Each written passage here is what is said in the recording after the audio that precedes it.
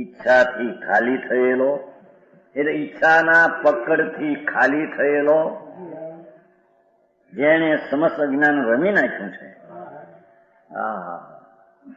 ભગવાન આત્મા શુદ્ધ આનંદનો જ્ઞાય ભાવનો ભંડાર, જેની રાગની એકતા તૂટી અને જ્ઞાનની પર્યાયી સ્વભાવની એકતા કરી, જેના ખજાના ખુલી ગયા છે.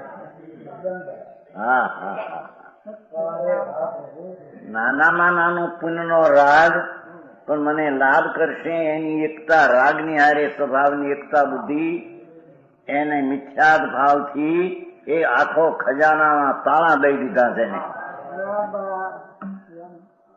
સમજાણું કાંઈ એમાંથી નીકળવાનું નથી, એને રાગમાંથી નીકળશે, રાગમાંથી રાગ, રાગમાંથી રાગ. સમજાણું કાંઈ? તો મોટી વાત લાગે જાણી, મોટી વાત નથી પ્રભુ, આ તો હજી નાનામાં નાની સમ્યક દ્રષ્ટિની વાત છે. પછી વળી રાગની અસ્થિરતા ટળીને સ્વરૂપની લીનતા પ્રગટે મનીને આનંદ ખંડમાં ઝૂલતો, એને તો ઘણો રાગનો અંશ નાનો હોય એની પણ એને ઉપેક્ષા વર્તે, મહાવર્તના વિકલ્પની ઉપેક્ષા વર્તે છે. મનીને એમ કે છે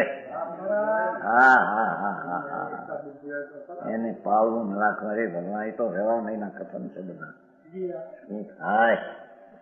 એવી નિજ ઘરની ચીજ છે અને બહારની ચીજ પણ એથી વિપરીતના એટલા પ્રકાર છે કે એને ખબર પડતી આ શું છે, ક્યાં ઘેરાયેલો છો, ક્યાંથી છૂટું છે. સમજાણું કાંઈ?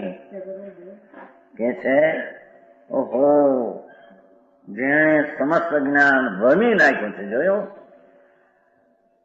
માણસનું વમન કૂતરો ખાય, એ કઈ માણસ ખાય? એમ જેને આત્મા વિકલ્પનો પરિગ્રહ જેને નથી, મારાપણું નથી, મારાપણું હોય તો પોતાના પૂર્ણ આનંદ સ્વભાવ તરફ છે, એ ધર્મીનો પરિગ્રહ ને ખજાનો છે. એ સમ્યક દ્રષ્ટિનો ખજાનો આત્મા છે. મિથ્યા દ્રષ્ટિનો ખજાનો રાગ ને બાયથી જ છે. શું થાય? અનાદિનો ભૂલ્યો, દુઃખને પંથે પીડ્યો અને માને છે કે અમે કઈ ઠીક કરીએ. ત્યાગી થઈને પણ એ બહારના ગ્રહણ ત્યાગના વિકલ્પ જે ઉઠે એમાં એકાકાર છે.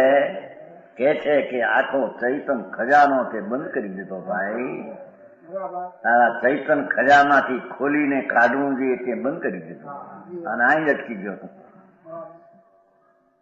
સમજાણું કાંઈ?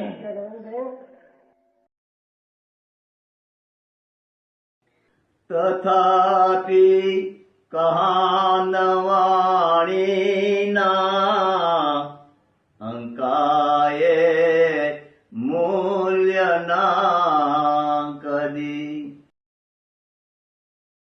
તથાપિ માતવાણીના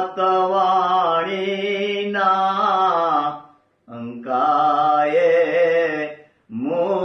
મૂલ્યના કદી.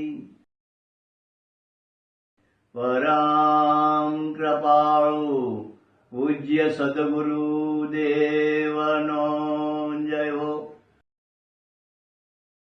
પ્રસામૂર્તિ પૂજ્ય ભગવતી માતનો જય હો. જીનવાણી માતનો જય હો. પરમિત્રાગ દિગંબર જૈન ધર્મનો જય હો.